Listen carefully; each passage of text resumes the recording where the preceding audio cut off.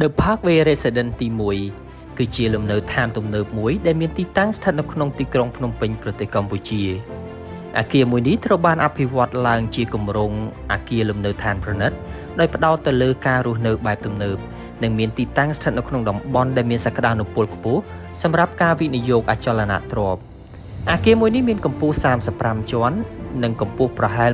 138ម៉ែត្រដែលបានបញ្ចប់ការសាងសង់នៅក្នុងឆ្នាំ2020គម្រោងមួយនេះត្រូវបានអភិវឌ្ឍដោយ The Parkway Development Co Ltd ដោយផ្ដោតទៅលើការបង្កើតលំនៅឋានដែលមានគុណភាពខ្ពស់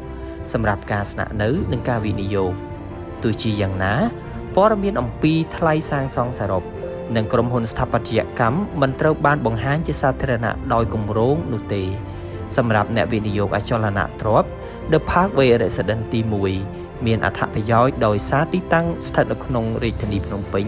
ដែលជាមជ្ឈមណ្ឌលសេដ្ឋកិច្ចនិងពាណិជ្ជកម្មសម្រាប់ប្រទេសកម្ពុជា